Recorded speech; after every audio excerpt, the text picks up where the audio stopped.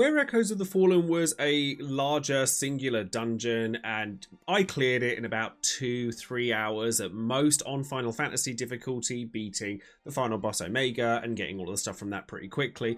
Rising Tide was a little bit longer, like it's more akin to the main game where you have a little bit of an open area. It's still fairly linear, so don't go expecting FF7 Rebirth style open world areas, but to me that's probably a good thing.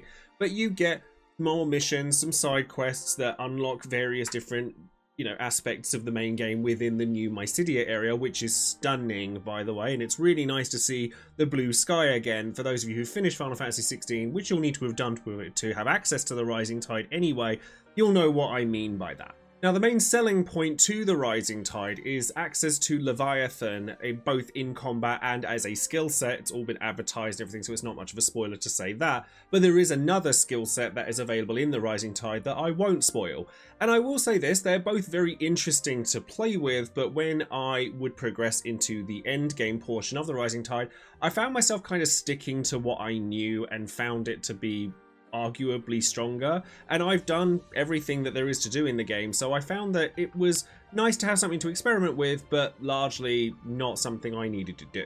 Leviathan plays like a kind of ranged mage type character where you get a gun arm or Leviathan's face basically shooting water at various enemies, and you get an elongated dodge, which is really nice for those of you who struggle to get dodging in through Kairos Gate or Ultimaniac mode on the arcade mode. But I found that Shiva was still really good, so I ended up not using Leviathan. And the other skill set, it's really cool, like it's very cool, but I didn't feel like any of the abilities really added anything but to what I wanted to do. That being said, Odin, if you've played through the main game, is so powerful that it's really hard to argue with a lot of what he does, and I didn't feel that either of the skill sets presented here kind of held a candle to him if you wanted the path of least resistance through the end game. In terms of the plot of the Rising Tide, it's a little kind of superfluous to the main game. I know a lot of people were really disappointed to see that the ending of Final Fantasy 16 wasn't being added to in any way, and I don't feel that that was really necessary. I actually quite like the ending of Final Fantasy 16, and I won't go into spoilers, but I feel the way that they approached it was actually very good, and I have no problem with it, so I didn't see the need for it to be changed as a lot of people were clamoring for. One aspect I will take issue with, however, is the wastage of the character Jill. I really like Jill as a character, and I know I'm not alone in saying that she felt very underutilized, along with a lot of other characters in Final Fantasy 16, throughout the main campaign. And when a tweet was sent out to say that Joesephyr had said that Jill was going to be featured really heavily in the story, I know a lot of people were really excited about that, including myself. That doesn't really happen. Like, she gets a little bit of screen time, but I mean a little bit, but nothing really kind of diving into more of her character or her relationship with Clive even. And the side quests are all very kind of integrated into the new area and don't really dive into anything outside of that. There's a new epilogue quest which is quite nice, like to wrap everything up and tie the themes at least back into the main game. But if you're going into this expecting a lot of exposition about Jill or any of your other favourite characters, you might come away disappointed. Now, the boss fights are obviously the big attraction when it comes to anything Final Fantasy 16 related, and that doesn't disappoint here. I enjoyed the boss fights that I went through in the DLC. I won't say what they were. I will talk about Leviathan actually, because everyone knows Leviathan's in the game.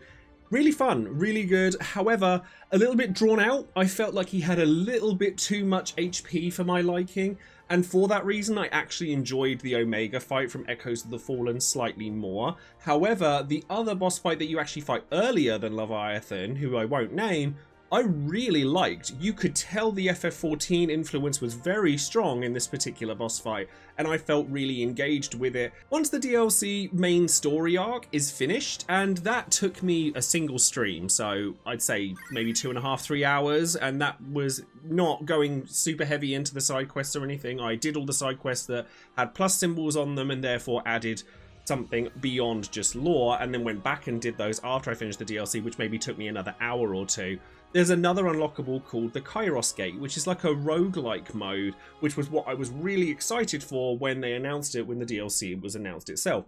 And I have to say, I really enjoyed this mode. It was good fun. It didn't last as long as I would have liked. It's basically like a miniature Palace of the Dead from Final Fantasy XIV, which makes sense. They want to draw influence from that.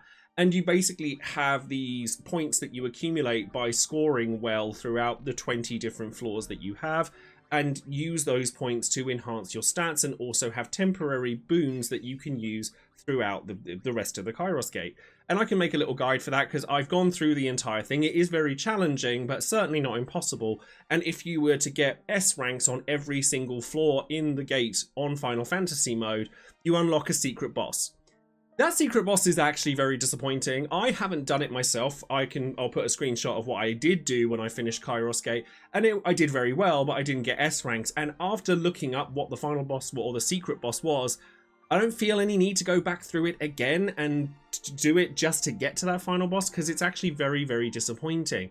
But, you know, that being said, it's still a really fun mode. It took me another 3 to 4 hours. I think that the Rising Tide kind of exemplifies in general the rush job, if you will, that the CBU3 team had to do to get this DLC out in a decent amount of time. It kind of shows its hand quite a lot, like Shula, the main character from Rising Tide that appears a lot, kind of just feels like she came from FF14, and, you know, I don't know if that's intentional or not, but she definitely looks like an extracted FF14 character rather than an FF16 character, if that makes any sense. And the plot, like I said, very, very to the side, doesn't really diverge in with the main plot, even though by all accounts it probably should, talking about a lost icon, kind of tying back into the villain and however everything goes with that. It just didn't feel like it needed to be there. And I get that the reason for that is probably because the fans were clamoring so hard for more after they'd finished FF16. And we should count ourselves lucky that we got anything at all, because it wasn't planned, supposedly. But that being said, I liked it. I didn't love it. It kind of just ties in everything with the DLC package as a whole. I enjoyed it, but would I have paid full price for it? Nah, I don't know. It's one of those things that I think that if it's going on sale, which it inevitably will at some point, I definitely pick it up. It's really good. But the price tag, we're talking like expansions the size of the Old Hunters for Bloodborne, Blood and Wine for The Witcher 3, Phantom Liberty for Cyberpunk. It's not even close to any of those.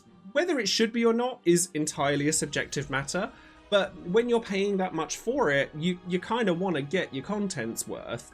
I do also think that there's an interesting discussion to be had as well, because when you finish a game like Final Fantasy XVI, you typically put it down, you've played your single player campaign, you've done everything you need to do in the game, you maybe go back and do the Platinum Trophy, which is what I did.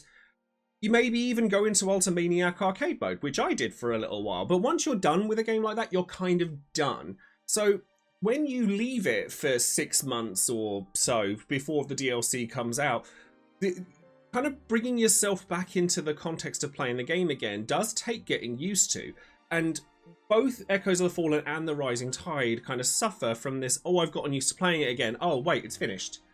Oh, okay, I kind of just gotten used to doing this again, and now there's no more to do again. So I think that if you haven't played Echoes of the Fallen, purchasing the pack together of Echoes of the Fallen and Rising Tide, definitely a lot more appealing.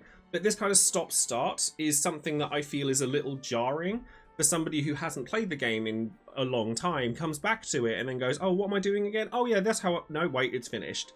And I wonder if other people have that same sentimentality with DLC in general. This is not an attack on FF16's DLC at all, but I do think that shorter DLCs are harder to recommend when they're games that you kind of had to invest a lot of time in to get into in the first place.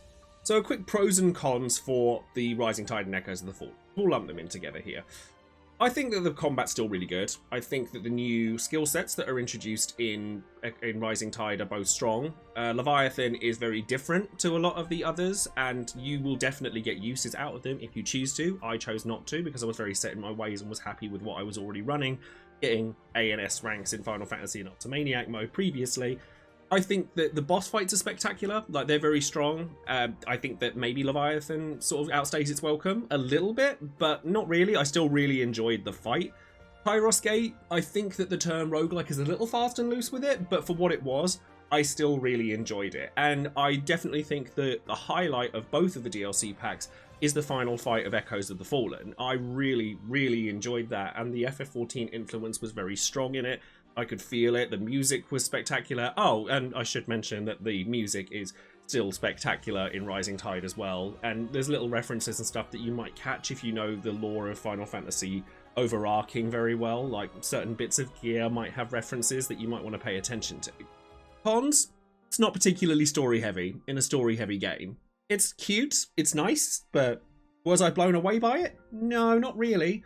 Pyrrhus Gate, much as I liked it, I never felt a reason to go back to it after I'd finished it. Like, I kind of got everything I needed to. The reason I say that roguelike is a bit fast and loose as a term is because there's no permanence to anything that you do in it. You get your temporary boons, and if you lose, you go back to the beginning, and then you have to start accumulating the score again. And once you've finished it and gotten all the unlocks from it, which do include some nice weapon skins and an extra weapon at the end if you do finish it, I just felt no reason to go back to it, especially after learning how disappointing that the extra boss was. So I'm like, okay, I'm kind of done with this now. So has Echoes of the Fallen and Rising Tide made me want to go back to FF16 properly? Maybe like way in the future when I haven't played it in years and I want to explore Final Fantasy's games past again. Yeah, but for the time being, no, not really. It's not something that's going to keep me coming back for more. I think that it serves its purpose well as a supplementary DLC for those who just wanted more FF16. But is it a required purchase to play it? Really not.